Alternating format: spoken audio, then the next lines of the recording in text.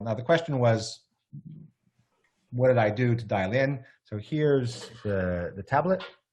So let me do that again. So if I want to look at the recipe, so that's the recipe that's currently going to run. If I hit the start button, I hit settings, okay? And then I've got the profile here.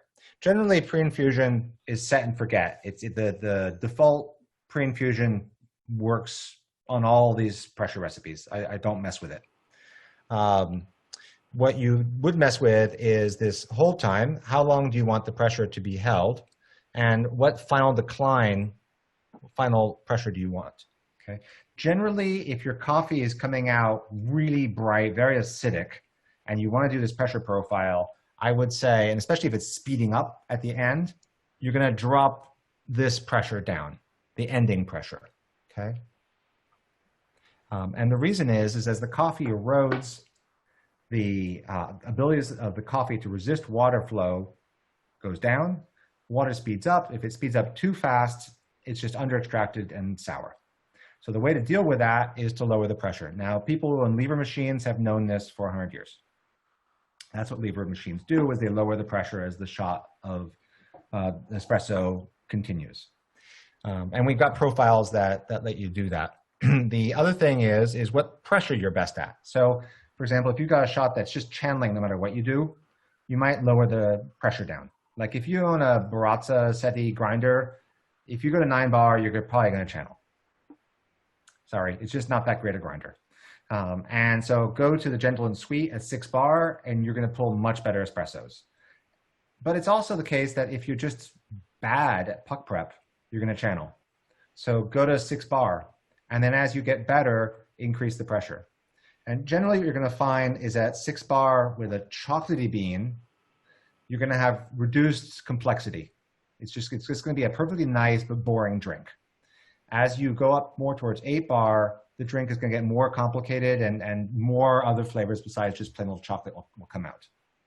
If you've got a light roast, it's completely different.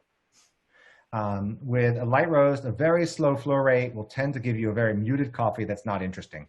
Light roasts need more water flow to liberate their flavors. Okay, the darker the roast, the easier coffee is liberated.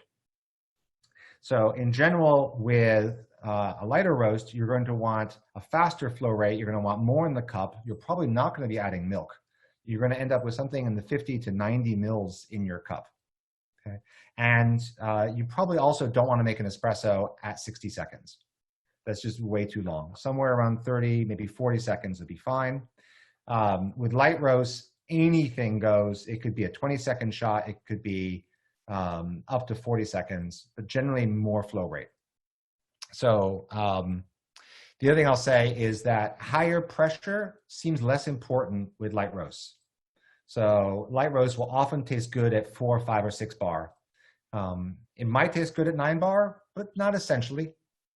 There's no essence there. It seems like light roast flow rate is really the key, and the other is blooming or water contact time. So these recipes are recipes that don't have a pause in them. There are a number of recipes that do have pauses in them, and those are really for light roasts. So remember I said light roasts are less giving up of their coffee flavor, of their coffee material. So the two ways to deal with that are either to have a higher flow rate or to have a pause.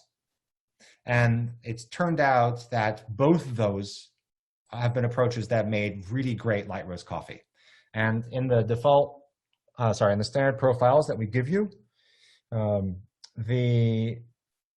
this is actually old software, so I can't show you on this.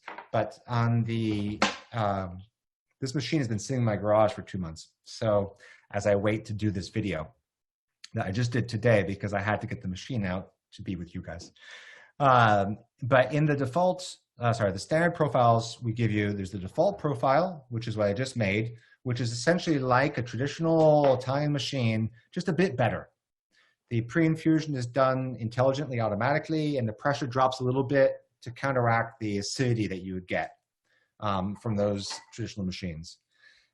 Next, there is the Sweet and Gentle, which is a 6-bar shot, which is appropriate usually in 2 cases. One is you have a bad grinder or you're bad at prep. It's just going to be easier to make reasonably well.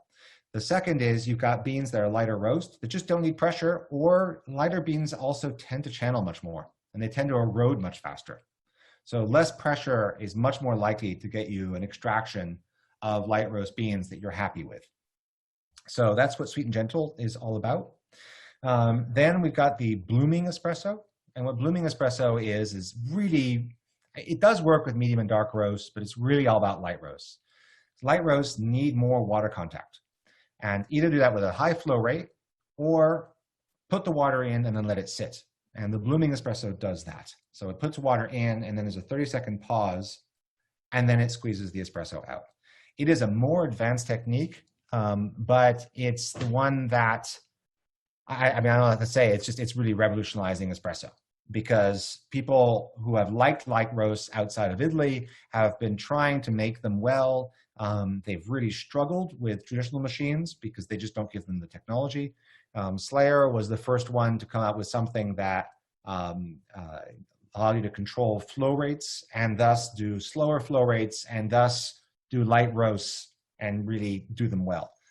Consistency was very hard with the Slayer because it's an analog control and there's no feedback, but nonetheless, control over that has turned out to be really important.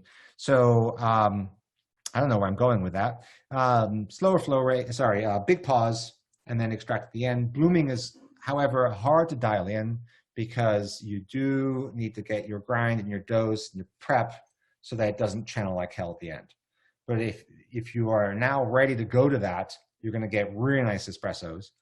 The most recent recipe that we just added is, we added something called an allongé, which is also for light roasts, very fast water flow.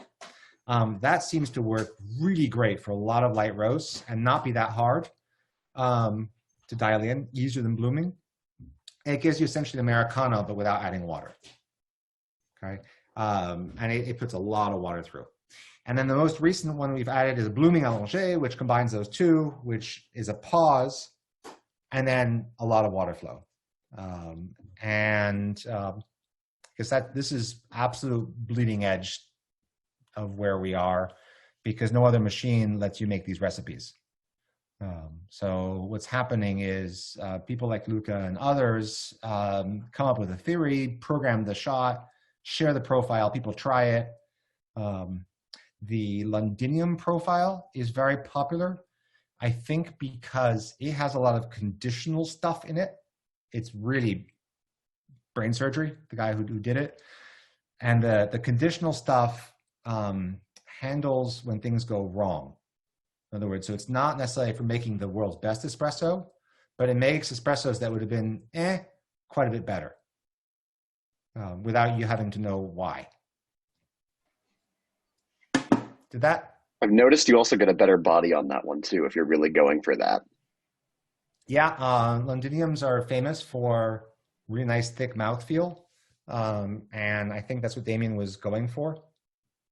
I mean, it's really nice when people buy the decent and then don't sell the previous really nice machine they have, because then they try to figure out the recipe on how to make what they're used to on the new machine, and then they share it.